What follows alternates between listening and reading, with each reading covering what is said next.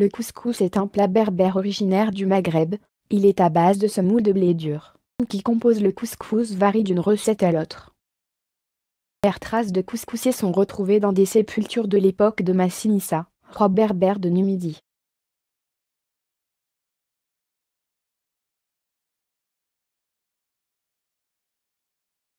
Kabyle original par ses formes et ses motifs est l'un des piliers de l'artisanat traditionnel qui révèle un savoir-faire ancestral riche. D'un travail manuel traditionnellement réservé aux femmes, la poterie était à l'origine un besoin d'utilité domestique en Kabylie.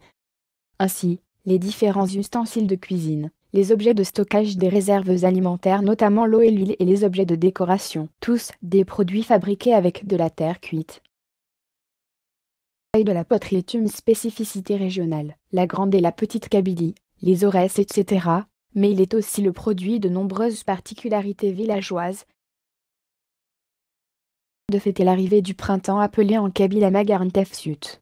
Ils organisent des sorties en plein air avec des enfants et des adultes, des moments de joie de communion pour célébrer l'arrivée de cette belle saison qui est le printemps. Le jour de l'an Amazigh, repère identitaire fêté sur le vaste territoire de l'Algérie Amazigh. Tefsu est une halte festive célébrée particulièrement en Kabylie.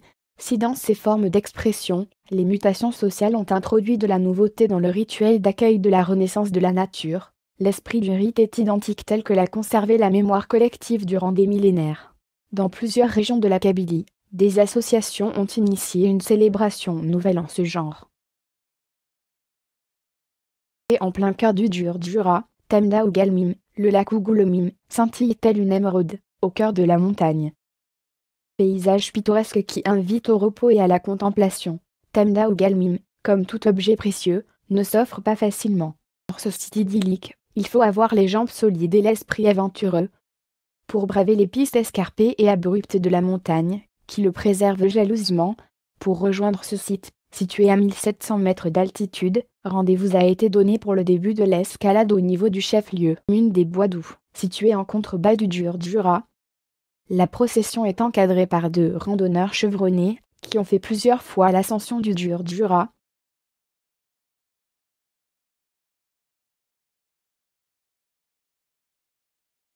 1956, naissait le héros de la Kabylie, le rebelle Matoub Lounès. L'œuvre de Lounès Matoub se compose de 28 albums, ou 34 volumes. Militant de la cause identitaire amazigh en Algérie, et a apporté sa contribution dans la revendication et la popularisation de la culture amazigh et du combat pour la démocratie, que pour la laïcité en Algérie. Il a été assassiné le 25 juin 1998 à Talabounan.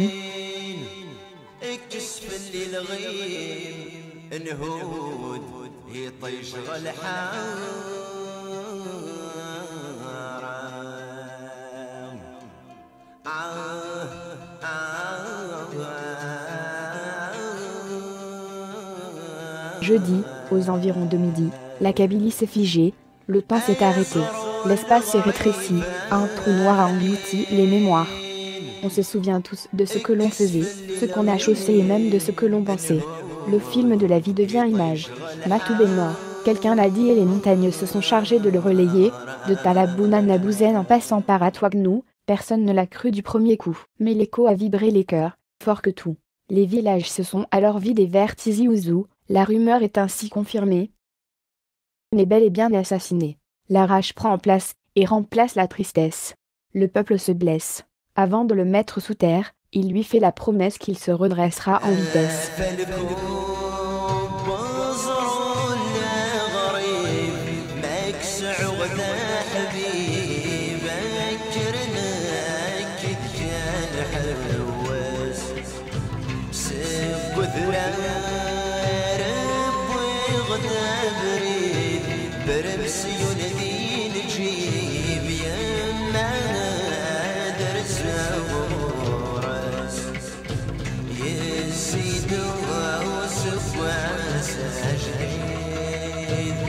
غفر غد العيد جار الهموم تستغوح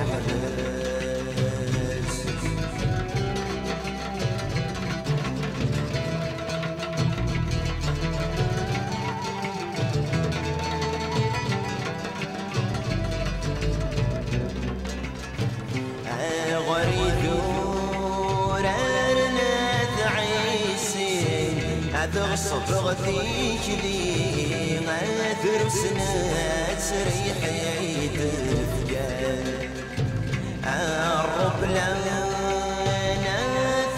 تتسلسل عمي صغيريكي تسرح واسوك سلبارودة تسيستير أنزل دبروري La Kabylie était toute sa vie. Toute sa vie, elle l'a suivi. Même dans ses rêves, elle le poursuivit.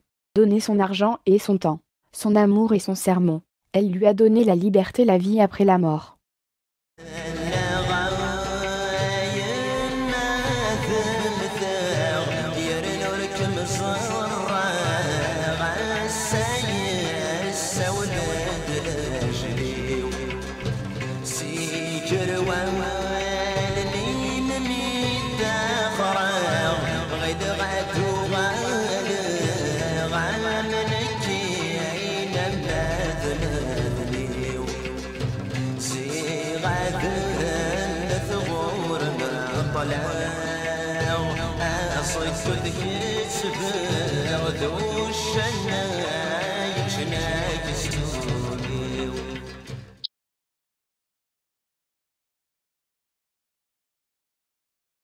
C'est déjà la fin de ce top. N'oubliez pas de vous abonner, de mettre un commentaire et d'aimer la vidéo si ça vous a plu.